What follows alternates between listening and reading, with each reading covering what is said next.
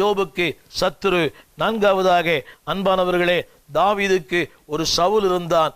வேதம் சொல்லுகிறது 1 சாமுவேல் 27 அவன் சொல்லுகிறான், என்றைக்காயினும் ஒரு நாள் நான் சவுலின் கையாலே மடிந்து போவேன். அன்பான தேவ பிள்ளையே, அப்படியானால் ஒவ்வொரு தாவீதுக்கும் ஒரு சவுல் உண்டு. அது வீட்டில் உண்டு, வெளியே உண்டு. அவன் சொல்லுகிறான், என்றைக்காகிலும் ஒரு நாள் அவன் கையினாலே நான் கொல்லப்படுவேன். இந்த நாட்களிலே நான் சொல்ல விரும்புகிற வார்த்தை என்னவென்றால், அந்த பிரஷர் அல்லாவிட்டால் த ப்ராப்ளம், த பெயின் ஒவ்வொரு ஊழியருக்கும் உண்டு. நீங்கள் ஒருவேளை தாவீதா இருக்கலாம், தாவீதுக்கு ஒரு சவுல் கட்டாயம் இருக்கலாம். பாடலாம், துதிக்கலாம், ஆராதிக்கலாம், கர்த்தருக்கு பிரியமானவளாக இருக்கலாம். ஆனால் உங்களை தொடர்கிற ஒரு சவுல் உண்டு.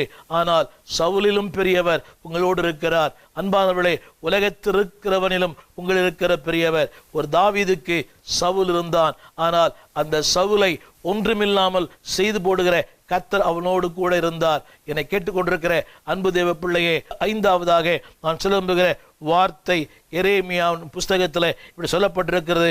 எரேமியா 20 எரேமியா 20:14. அங்கே எரேமியா சொல்லுகிறார் இதே வார்த்தையை.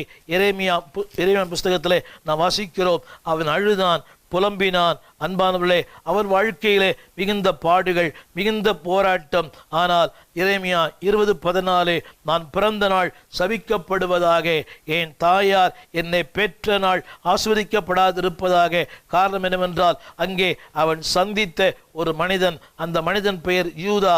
அன்பானவர்களே, ஒவ்வொரு வாழ்க்கையிலேயும் ஏதோ ஒரு சில சத்துருக்கள் அல்லாவிட்டால் ஒரு வில்லன்கள் கட்டாயம் உண்டு. ஆனால் அன்பானவர்களே, அந்த வில்லன்களை மடங்கடிக்கிற கர்த்தர் உன்னோடு கூட இருக்கிறார். அவர் வாழ்க்கையிலே அந்த எரேமியா 20 முழுவதும் வாசித்து பாருங்கள். அவன் சொல்லுகிறான், எரேமியா அவன் வாழ்க்கையிலே, அன்பானவர்களே, இனி நான் கர்த்தரை பிரஸ்தாபம் பண்ணாமலும் அவர் நாமத்தை அறியாமல் இருப்பேன் என்று சொல்லி அவனுக்குள்ளே அவன் தீர்மானம் பண்ணினான். ஆனால் கர்த்தர் அதே எரேமியாவை ரட்சித்து உயிர்ப்பித்து ஒரு மாபெரும் தீர்க்கதரிசியாய் மாற்றினார். மோசேயின் வாழ்விலேயும் தேவன் இடைப்பட்டார், அவரையும் உயிர்ப்பித்தார்.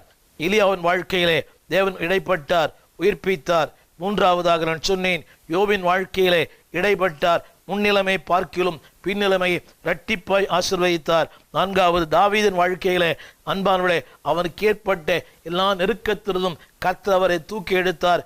எரேமியாவின் வாழ்க்கையிலே வந்த எல்லா சத்துருக்கள், எல்லா எதிராளிகள், இல்லாவிட்டால் கள்ள தீர்க்கதரிசிகள் எல்லார் மத்தியிலே அவரை தூக்கி எடுத்து எரேமியாவை கர்த்தர் ஒரு மாபெரும் தீர்க்கதரிசியாய் மாற்றினார். ஆறாவதாக நான் சொல்ல விரும்புகிற வார்த்தை பவுலடியான். வேதம் சொல்லுகிறது 2 கொரிந்தியர் 1